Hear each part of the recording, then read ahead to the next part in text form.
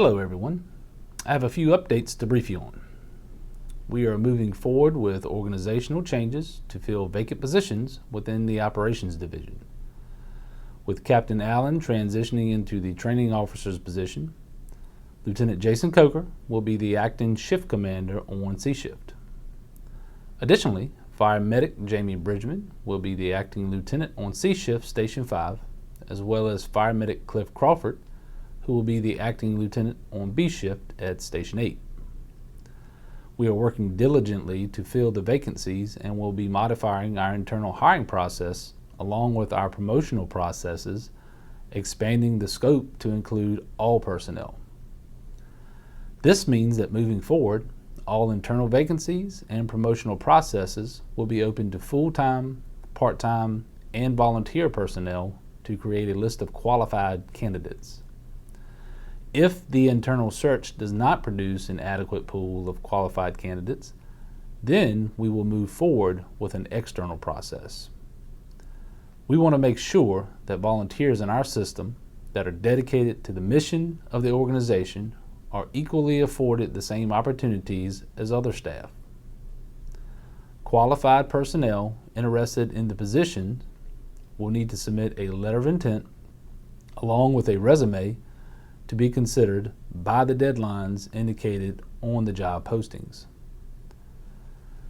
Next, I would like to congratulate Chaplain Jason Cashing on being selected to present his program, Remembering to Breathe, at the Fire Rescue International Research Symposium held earlier this month in Atlanta, Georgia. His program is based on the research he conducted while completing his doctorate, and it contains valuable information on the mental wellness of first responders. We are looking forward to having a series of these classes in the spring of 2020 for you to be able to experience his research results. Bring Your Child to Work Day was a huge success this year. I want to thank Lieutenant Parker Ramsey, Jason Roach, and Fire Medic Cliff Crawford, along with Chief Tersha, the members of Disputano, and Captain Jim Nennis for their efforts in making it happen. Next week, we will be making some updates to CAD.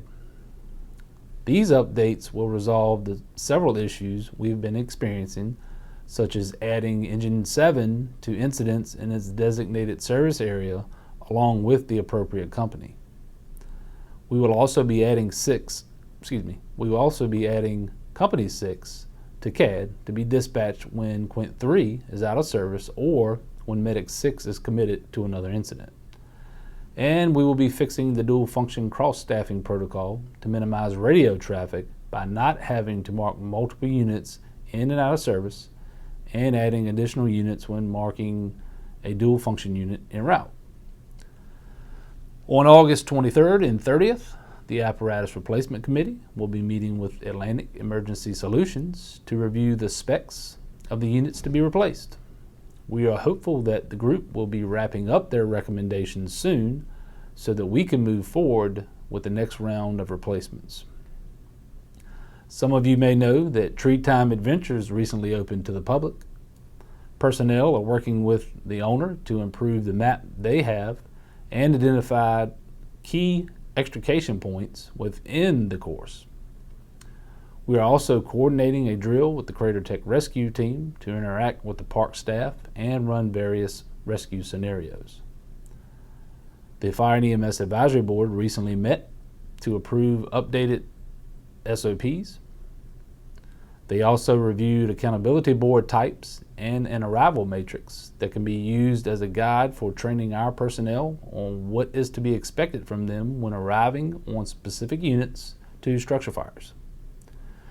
And lastly, I met with Chief Tersha and discussed the details of their formal staffing request to cross-staff the engine, tanker, and rescue unit from Station 2. We are still ironing out a few of the details for staffing around the clock, along with supplemental staffing to augment their volunteer staffing program. We will be presenting the information to the County Administrator and the Board of Supervisors soon for consideration. I want to thank Chief Tersha and the members of Disputana for stepping up and making sure the protection of our citizens remains the highest priority in the decision-making process. That's all I have, so thank you for your time and attention, and I hope you have found this to be informative.